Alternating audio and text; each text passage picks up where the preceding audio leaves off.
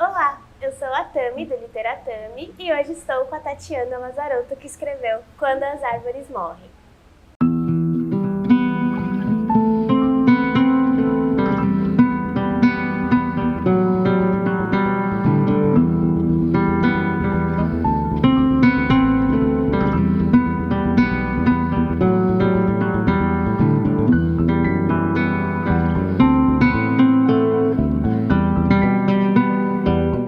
Bom, Tati, é uma alegria te receber aqui hoje para a gente conversar sobre o seu primeiro romance, né? Quando as Árvores Morrem, que está publicado nessa edição muito, muito linda da editora Claraboia. Gente, vocês não têm noção de como isso aqui tá bonito.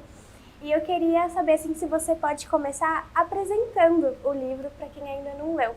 Claro, é um prazer estar aqui, Tami. Eu estou muito feliz de estar conversando com você, uma influenciadora que eu admiro e acredito muito. Obrigada. Bom, meu primeiro romance, Quando as Árvores Morrem, fala basicamente sobre luto, pertencimento e memória. É a história de uma filha já adulta que perde o pai. O pai morre repentinamente e ela volta para a província, que é uma cidade fictícia, para os trâmites, né, as burocracias do velório. E aí ela se vê numa casa com a mãe e os irmãos e durante a narrativa ela tem algumas missões deixadas por esse pai.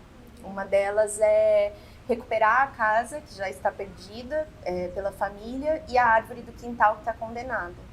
Então, para quem não leu, a história busca todo o tempo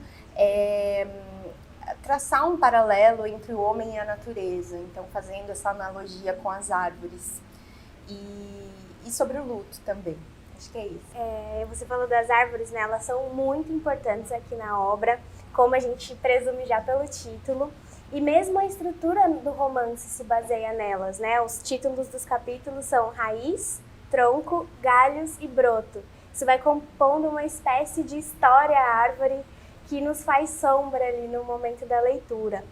Antes da gente comentar assim, a presença das árvores no texto em si, eu queria que você falasse um pouco da relação delas com a construção formal do romance. Assim. De que maneira essa ideia de árvore da natureza atuou sobre a estruturação do livro? Quando eu comecei a escrever o livro, eu falo que eu venho escrevendo esse livro há muito tempo, né? É muito difícil responder desde quando eu escrevo, porque há muito tempo eu catalogo memórias que foram bastante ficcionalizadas dentro do livro e, enfim, eu venho pensando muito nesse pai como um personagem, nesse pai singular, que é também um Papai Noel, e que está aí na maior parte, né, conduzindo essa história mesmo depois de morto. Depois que eu ganhei o PROAC, né, que é o edital de obras de ficção que eu fui contemplada em 2020, eu comecei a estruturar esse romance de uma forma mais formal, mais metódica. E aí, a abertura dele, desde o início, era parte 1, raiz. Eu não sabia necessariamente se seriam partes de árvore, mas eu queria que começasse por essa raiz, por esse encontro, né, da personagem ali com o pai morto, mas ao mesmo tempo com as próprias memórias, que também compõem as nossas raízes. À medida que eu fui escrevendo a história, e eu brinco que eu sou uma microgestora, nas palavras da Zadie Smith, né, que divide os escritores entre macroplanejadores e microgestores. Eu sou uma microgestora, a história vai se escrevendo à medida que eu a escrevo. E aí, quando eu finalizei a primeira parte, era muito óbvio para mim que a segunda parte seria o tronco e a terceira parte seria os galhos. Quando eu ainda estava escrevendo a segunda parte, já entendendo como essa história ia se encaminhar, né, para o final, eu decidi por um epílogo. E aí nada mais justo que fosse, né, por toda a composição da história, para quem ainda não leu, mas quando lê vai entender, que faria sentido que fosse um broto, né, um broto que renasce de uma árvore morta.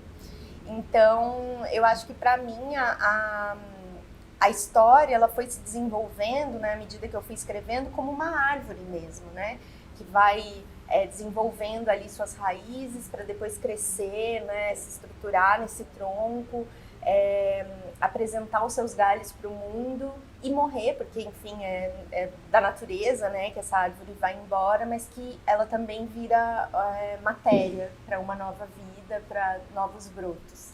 Acho que é isso. Maravilhoso.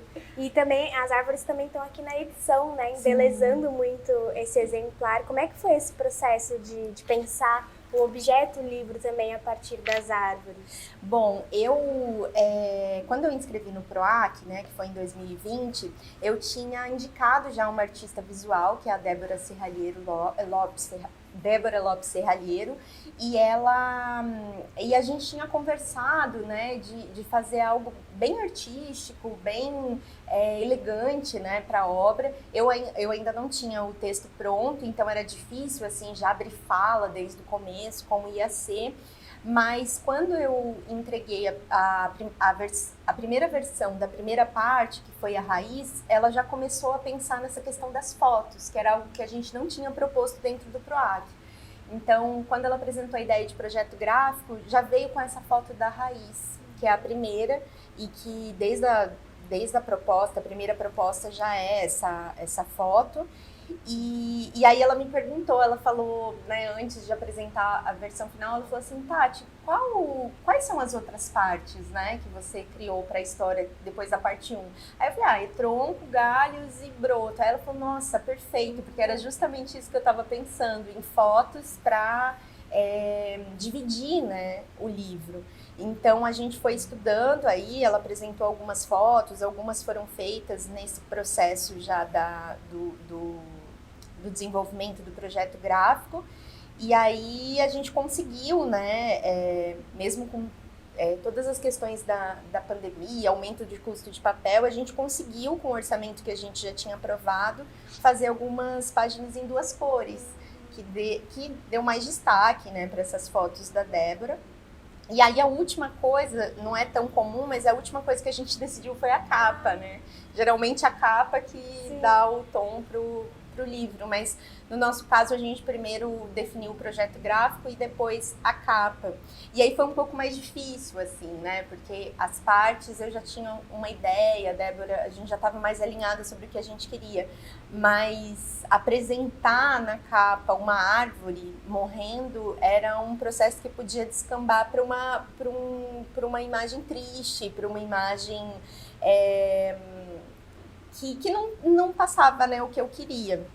Mas aí, falando um pouquinho da capa, uma das coisas que a gente pensou, assim, na verdade, a editora, né, a Tainã, que é minha editora, minha amiga querida, ela falou, Tati, faz um briefing dessa capa, do que você imagina pra capa, e eu falei, mas eu não sei fazer isso. Não sei fazer um briefing. Aí ela falou, não, veja capas que você gosta, a gente começa a pensar em elementos e tal. E aí eu peguei na minha estante, literalmente, todas as capas que eu gostava muito e fui entendendo que eu gostava, assim, um elemento que unia todas elas é que a capa, ela ultrapassava, né? Ela ia até a 4ª capa, ia até as orelhas e tal, ela continuava. E eu entendi que isso definia tanto a personagem do pai como a da filha, porque elas ultrapassavam as bordas e elas não cabiam. Então, isso foi uma das coisas que definiram um pouco a imagem, né, dessa capa. E eu acho que é uma imagem que transmite um pouco essa ideia de uma árvore que está morrendo, um clima meio de outono, enfim, acho que foi isso. Certamente, não casa muito bem, assim, essa parte gráfica com a história. Sim. Bom, e as árvores não ficam só na edificação do romance, né? Elas também estão na trama, elas se relacionam profundamente com essa família protagonista, que é comparada a uma floresta pela narradora em diversos momentos, né? Em diferentes oportunidades. E há muitas metáforas a partir delas, né? Que surgem também, me parece, como uma tentativa de resgate desse pai que partiu e que era encantado pelos mistérios das árvores, especialmente daquela que ficava no quintal da casa familiar. E em determinado momento, a protagonista diz que há espécies de árvores que se acostumam a uma posição confortável e perdem o equilíbrio quando a mais velha morre. As árvores filhas levam de 3 a 10 anos para voltar a se equilibrar. Quando eu e minha família encontraríamos o norte, sem a bússola do céu que foi meu pai?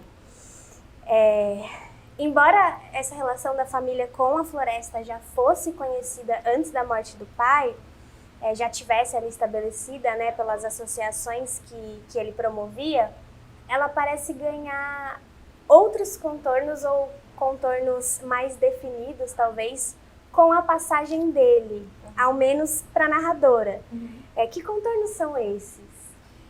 Eu acho que, para responder, eu preciso te falar um pouco do porquê dessas árvores, né, nessa história. Quando eu decidi inscrever esse projeto no PROAC, né, para falar sobre um luto na perspectiva de uma filha, eu não sabia exatamente que essa obra teria tanto de uma árvore. Mas uma coisa não saía da minha cabeça, assim, que uma vez eu tinha visto num documentário, até que meu pai falava muito, e eu acabei assistindo por causa dele, e falava sobre a morte das árvores, que enquanto os humanos morrem de causas absolutamente diversas, as árvores, elas morrem pela ação do fogo, pela ação do vento, pela ação das águas, ou pela ação humana, logicamente, mas que era muito mais restrito. E desde que eu assisti isso, eu comecei a pensar, mas como que uma árvore morre, né? A gente vê árvores morrendo pela ação humana, né? As motosserras e tudo mais, árvores caídas em São Paulo, eu passei por isso enquanto eu morava aqui, de árvores bloquearem o trânsito porque caíram, estavam ocas, mas eu pensava nessa perspectiva da morte natural, como uma árvore morre. E aí,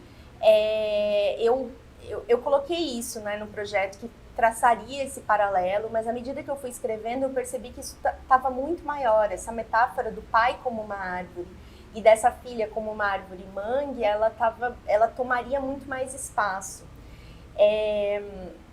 Eu acho que uma família é uma floresta, né, com todas as suas particularidades e com todas as suas questões. Mas eu acho que essa árvore, quando eu fui pesquisar sobre essas árvores, né, para escrever sobre elas, eu precisei pesquisar, eu precisei entender, eu precisei observar as árvores, estar rodeada de árvores. Eu entendi que essa dinâmica da floresta, parece que as árvores elas estão todas ali nos seus lugares, elas existem nessa composição. E quando uma falta, é realmente algo muito visível. Você é acostumado a ver uma paisagem e de repente não tem mais uma árvore, é muito gritante essa falta. E eu acho que eu entendi que essa é uma das dinâmicas do luto, né? É uma família que existe, no caso dessa família, óbvio, a gente tem diversas composições de família, mas nesse caso é uma família de pai, mãe, 3 filhos, e é tudo muito natural que eles estejam assim. Quando esse pai cai, é realmente morre, é realmente uma falta muito grande, e eu acho que isso vai contornando mesmo a ideia, né, de como uma pessoa faz falta e uma pessoa que não poderia desaparecer e de repente some, de repente desaparece. Acho que é isso. Respondi? Sim. É difícil. É difícil.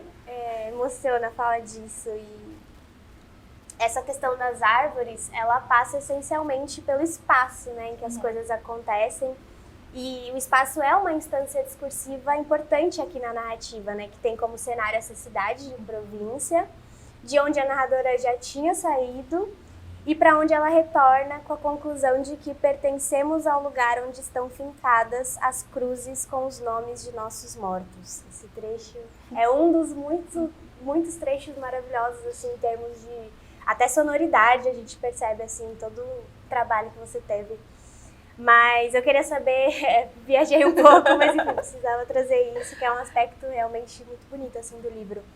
Mas até que ponto a cidade pequena penetra a intimidade familiar e interfere no luto dessa família tão conhecida assim, na cidade? Bom, quando eu comecei a estabelecer essa história como uma história a ser contada, uma história a ser narrada, eu já sabia que ela ia acontecer nesse espaço pequeno. Não só porque eu sou de uma cidade muito pequena, conheço a fundo, né, esse interior do interior do interior, E eu acho que nesses lugares há muito do que ser contado, né? É um universo inteiro a ser contado. Embora eu more em São Paulo há 12 anos quase, eu sabia que a minha história seria contada nesse lugar. É uma cidade do interior, essa brincadeira com o nome, né, província, é uma cidade que carrega esses traços provincianos, digamos assim, e é uma cidade que serviu para mim para criar um conflito, porque enquanto eu estava escrevendo, eu estava pensando nesse conflito, né? Eu acho que existe um conflito da filha com o pai no sentido de ela voltar para a cidade onde ela cresceu e ela não voltar para aquilo que foi, mas voltar para aquilo que ela acreditava que era, né? E eu acho que essa alegoria, essa questão do Papai Noel, ela funciona até como uma alegoria mesmo, né? Ela não volta só para a casa da infância, ela volta para as memórias de infância, ela volta para o que ela acreditava que era a sua família, para o que acreditava que era o seu pai.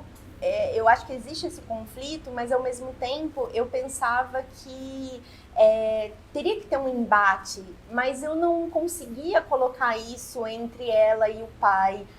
Uma porque ele entra na história, ele inicia a história já morto, e outra que outros conflitos intrafamiliares também não funcionavam dentro dessa história que eu estava contando. Então, esse conflito entre a família e a cidade, para mim, ele se desenhou de uma forma mais natural dentro da narrativa. Então, é uma cidade em que ela fala em alguns momentos, as pessoas são cartas ordenadas do baralho, tomam seu café, vivem suas vidas, sucumbem, cada minuto um pouco. E esse pai era um pai que, como a Adélia Prado já falou, pintava a casa de um alaranjado brilhante, né?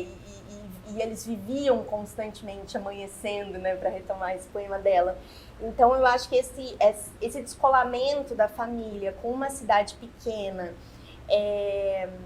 em que as pessoas pareciam ter um padrão de vida e eles destoavam tanto daquilo, desse desbotamento, eu acho que não poderia ser de outra forma, em outro espaço, né, em outro local, porque eu acho que essa história não funcionaria numa cidade grande como essa, né?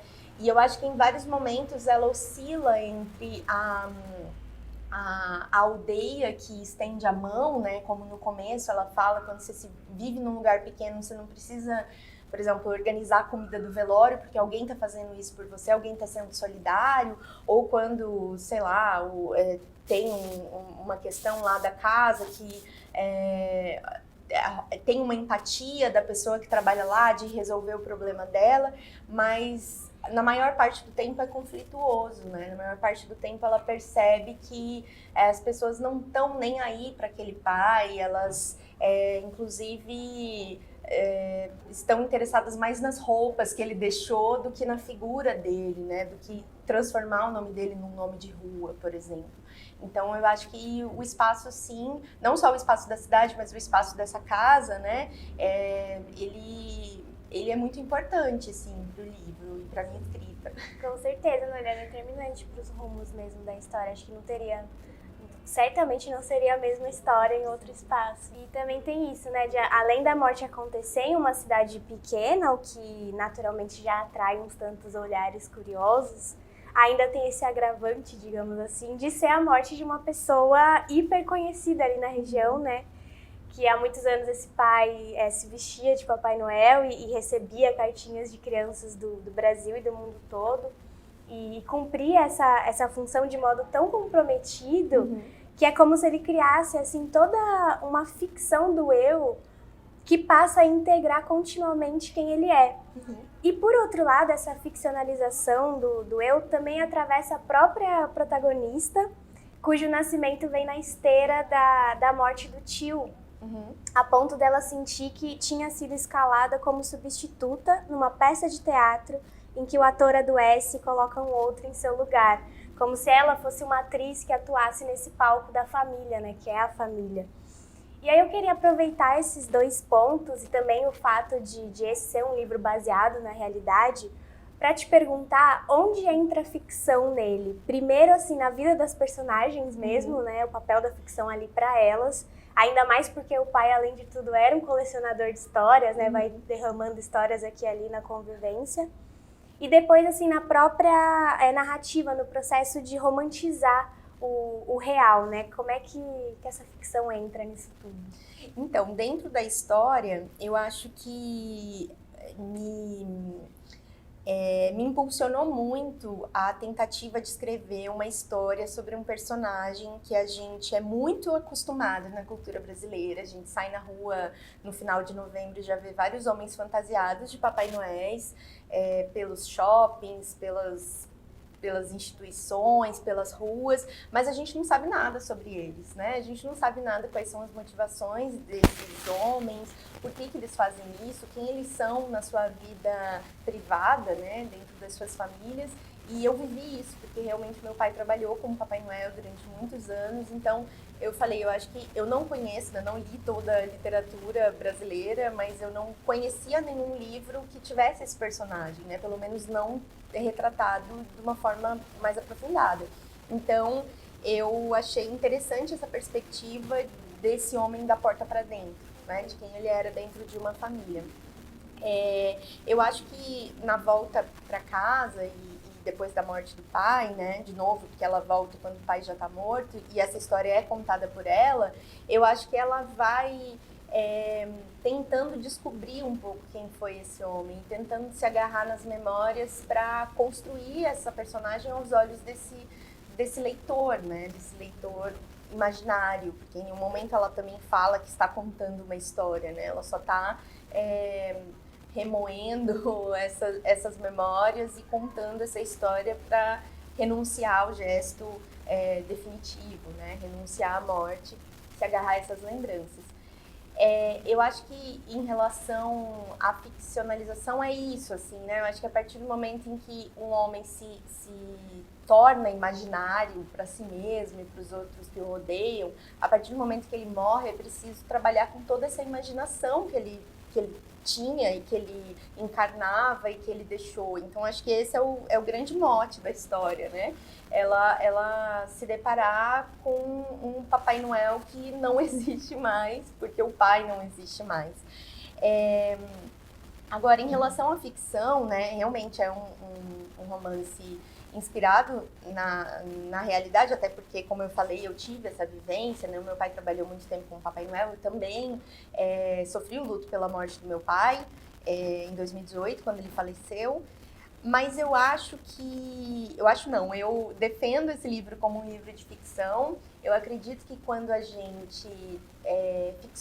gente trabalha uma memória com recursos literários, com técnicas do romance, a gente já é ficção. A gente já está transformando isso em ficção.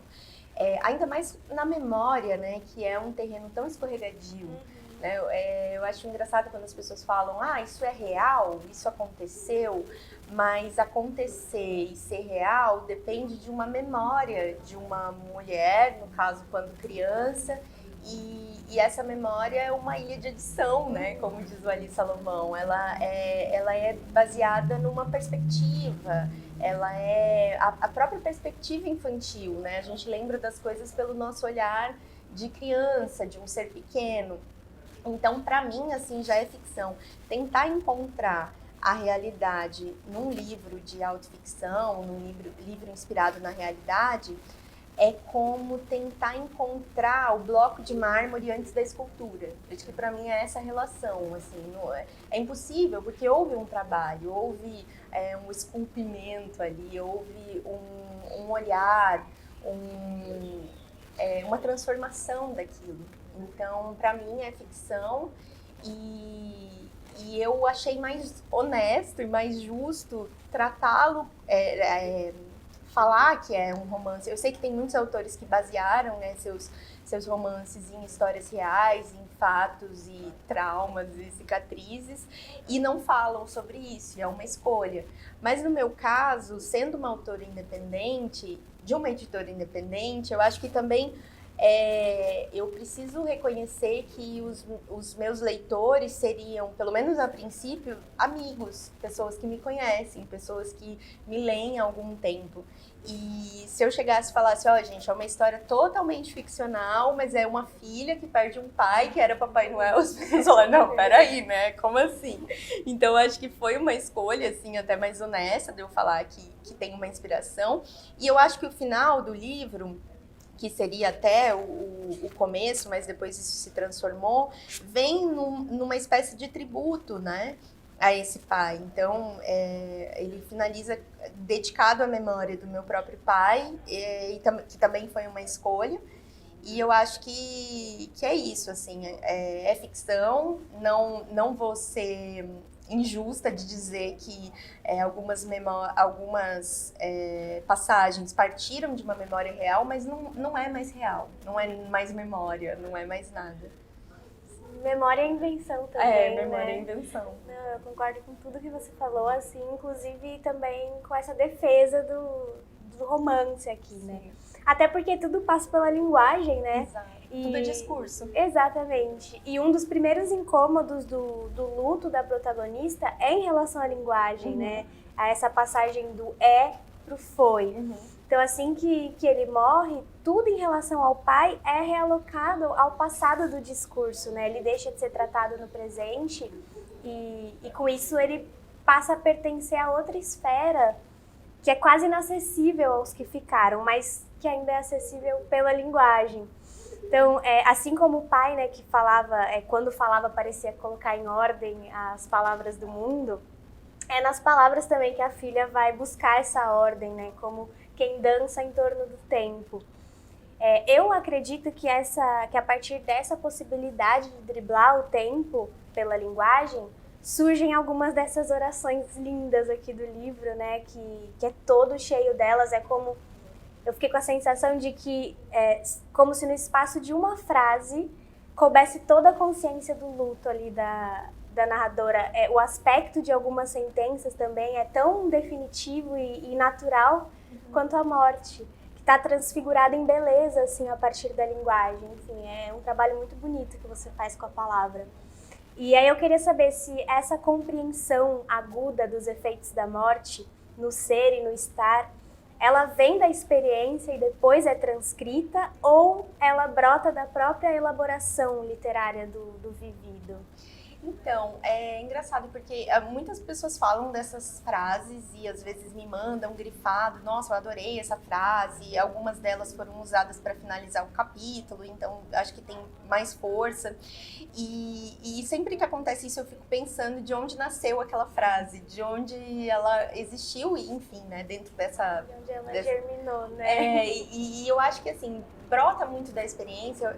A gente até estava conversando disso esses dias num evento sobre o luto, que é curioso que muitos escritores começam a sua trajetória literária num evento muito marcante. Eu lembro que até a Rosa Monteiro fala isso uma vez, né? Uma guerra, um luto, algo muito grandioso que faz isso só ser possível, só é possível escrever sobre isso depois de uma experiência transformadora como uma falência, por exemplo, de uma família.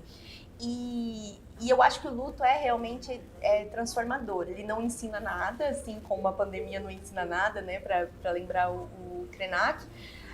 Não ensina nada, mas eu acho que é possível, sem, assim, né, um discurso de coach, não é isso, mas assim, é possível fazer algo a partir dele. E a literatura, ela também existe para isso, ela também existe dentro dessa elaboração. Muitas dessas frases, elas nasceram em momentos em que eu pensava sobre isso e colocava num grupo que eu tinha comigo mesma para registrar isso, para registrar esses pensamentos e coisas muito aleatórias, assim. Eu lembro que uma vez eu estava saindo do meu apartamento e tinha uma vizinha com a chave na mão, e essa chave para mim gerou várias elucubrações e tal, e eu lembro que eu escrevia muito sobre isso dentro desse grupo. Quando eu fui escrever o livro, isso assim, sem saber que eu ia escrever esse livro, sem saber de edital, nada. Mas quando eu fui escrever o livro, eu retomei essas notas e não quis, assim, encaixar como um quebra-cabeça, mas pensei em organizá-las, né, no sentido de torná-las também orgânicas a esse texto. Mas muita coisa que veio dessa experiência registrada nesse grupo, nessa linguagem ali de WhatsApp, ela acabou caindo, ela acabou não existindo na versão final. Seja porque eu mesma me editei muito, seja porque eu passei por processos, né, dentro da editora, tive esse privilégio, que muita gente às vezes não tem, mas de passar por um olhar de edição, de passar por um olhar de preparação, de revisão, e eu mesma, em todos esses antes e em todos esses momentos, fui fazendo esse trabalho conjuntamente. Então, você falou da sonoridade, eu li o meu livro inteiro pelo menos 3 vezes em voz alta. Muitas vezes, muitas vezes. Eu sei algumas partes de cor de tantas vezes que eu li, reli, tentei encontrar ali questões que para mim eram muito, muito importantes, como se fosse uma sinfonia, assim, sabe? Eu queria que isso fosse ritmado, porque eu acho que o luto é ritmado, a morte é ritmada, né? Assim como um coração que deixa de bater.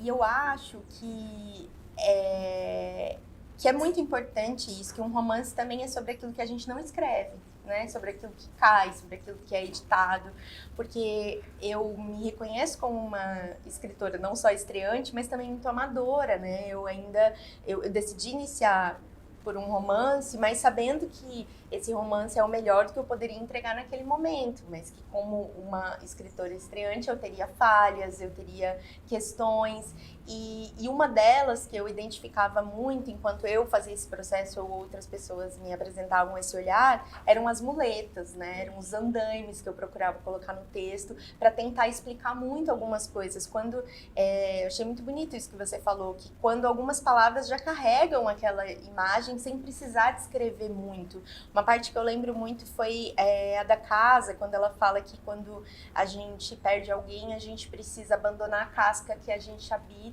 e a casa é uma casca que a gente remove com mais facilidade. Esse trecho era muito mais longo, falava muito mais dessa casa e dessa casca, mas eu entendi que, quer dizer, não sozinha, que não precisava de tudo isso. Então, o texto teve alguns cortes importantes nesse sentido. Sobre a pergunta, eu acho que parte muito da experiência. Como eu falei, eu não sei se eu saberia escrever sobre a morte de um pai sem viver a morte de um pai. É claro que algumas coisas que eu senti, eu fui entendendo também nesse processo de amadurecer o texto, talvez, que não cabiam para a personagem, porque a personagem também não sou eu. E não cabiam ideias sobre o luto, não cabiam insights e não cabiam também memórias, coisas que eu achava que seriam incríveis para o livro, que partiam ou não do real, de repente não cabiam. E era muito óbvio que não cabia. A outra coisa também é a questão do tempo, essa coisa de não caber, de não dar conta, porque eu escrevi esse livro praticamente 3 anos depois da morte do meu pai. Mas eu tô tratando de uma personagem que tá vivendo dias após o luto. E eu acho que tem coisas que a gente só entende muito tempo depois, né? Muito tempo depois da morte. Tem coisas que não caberiam ali numa personagem recém-lutada. Inclusive a espécie de idealização desse pai, né? Que eu acho que quando você morre, quando uma pessoa muito querida morre, você não consegue lembrar de todas as coisas difíceis e ruins até. Você vê aquela pessoa de uma forma até meio endeusada, assim, se bem que eu não acho que ela... eu acho que ela se confronta um pouco, né, com esse endeusamento, com esse personagem, que o pai também é um personagem como o Papai Noel, mas eu acho que algumas coisas não cabiam pela questão do tempo. Então, eu precisava voltar para aquela filha que tinha acabado de perder um pai, o que ela sentia, o que ela era capaz de expressar sobre essa perda. Acho que é isso. Foi um desafio. Foi. Eu gostei muito que você trouxe o ritmo do luto, porque uma das frases assim que ficou reverberando em mim é: uma pessoa em luto está fora de sincronia, não acompanha a cadência do mundo. Eu acho, imagino, né, que escrever a partir da morte de alguém que a gente ama é sempre um ato de coragem, porque implica revolver muitos cantos doloridos, né, da gente. Mas assim, hoje, especialmente, nesse cenário pós-pandêmico, em que só no Brasil morreram centenas de milhares de pessoas, sob um governo que não apenas desprezou essas mortes, como ainda tirou sarro delas, então nesse contexto, né, em que a morte é tão banalizada, que nos parece até estranho parar para elaborar, em que eu me incluo aqui porque eu também perdi uma pessoa muito importante na pandemia, com toda essa violência de não poder estar presente, em que a gente é atropelado, então, né, pela cadência de um mundo que está totalmente desincronizado do luto. Esse tema ganhou outras dimensões, né? E aí eu queria saber, Tati, considerando que você tem estado em contato com outras escritoras e escritores brasileiros que trabalham com a morte, com o luto na literatura, e também com leitores que perderam, né, entes queridos em condições tão tristes, qual que é a importância assim, de escrever e publicar narrativas sobre o luto diante desse luto coletivo e desautorizado que a gente está vivendo? Assim, como é que isso toca você e como você sente a partir desses encontros que isso toca o outro também? Nossa, que bonito. Obrigada por compartilhar.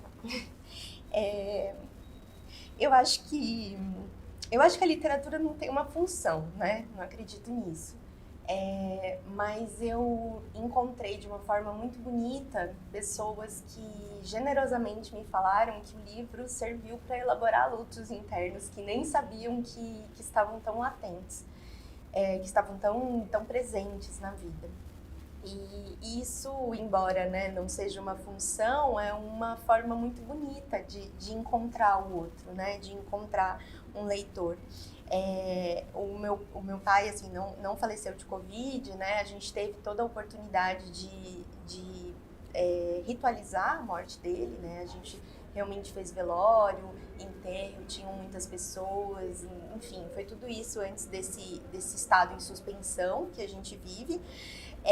Mas o livro foi escrito a maior parte do tempo durante a pandemia e foi lançado durante a pandemia, né? Então eu acho que ele ganha assim outros contornos. A escritora Fabrícia Martinez, ela fala que ela disse depois de ler o meu livro que o luto é um idioma com vários dialetos, e eu acredito nisso. Quando você lê livros de autores contemporâneos ou não, enfim, você vê que a mesma, entre aspas, morte, ela é capaz de ser vivida de várias maneiras diferentes, mas há algo de muito singular e de muito coletivo no luto, né? Algo muito, muito universal nesse luto. Então, poder escrever uma obra que tem várias nuances, mas uma delas ser sobre a morte, ser sobre o luto, ser sobre essa perda durante a pandemia e durante um governo que, como você falou, debochou dos doentes, debochou dos mortos, que atrasou a compra da vacina, que foi corrupto na compra dessa vacina, é uma ferramenta política, eu acho, né? Escrever e lançar um livro assim, porque não é mais sobre mim, nunca foi, né, quando se decide escrever um livro, mas é também sobre esse outro que perdeu, né, perdemos todos, mas eu acho que passa um pouco por aí. Eu acho que nunca foi tão importante a gente falar sobre o luto. Dentro do edital eu fiz algumas ações de contrapartida para falar de luto, para falar com escritoras mulheres, para falar de edital, para falar de luto, e a ação sobre o luto com filhas foi uma ação muito específica de filhas que perderam seus pais, né? Um recorte muito, muito bem feito, assim, afunilado, e teve uma procura gigantesca.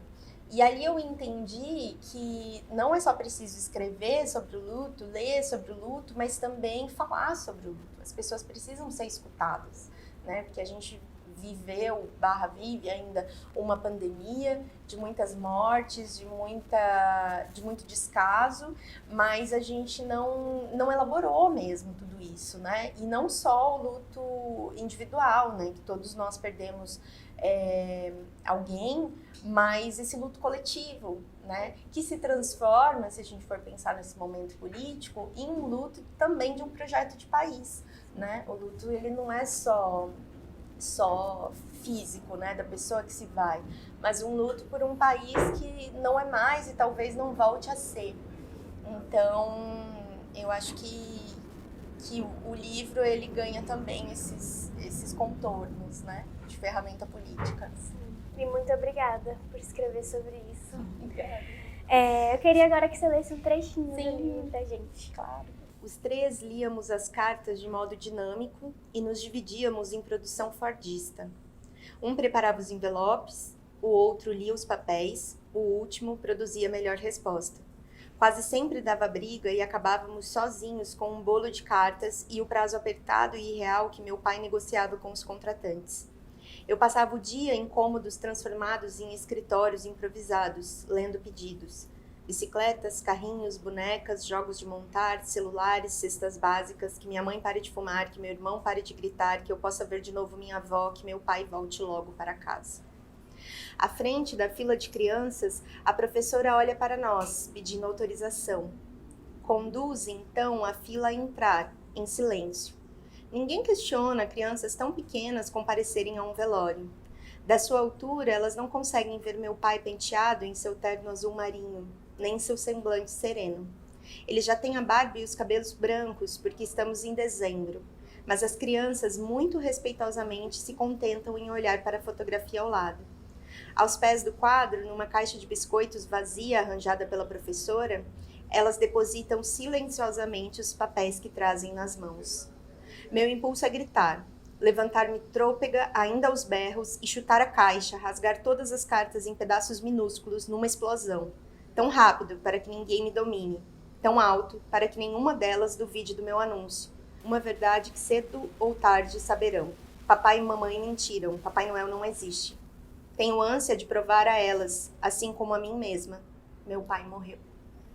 Muito obrigada por essa conversa, muito obrigada pelo seu livro. Você é muito talentosa, seu primeiro romance já chega assim, tocando muito profundamente a gente, então espero por mais. Eu sei que ele acabou de sair, mas a gente, quando gosta de ler uma autora, já fica esperando mais, né? Então, obrigada pela sua generosidade em compartilhar tanto e parabéns por essa beleza aqui que você publicou.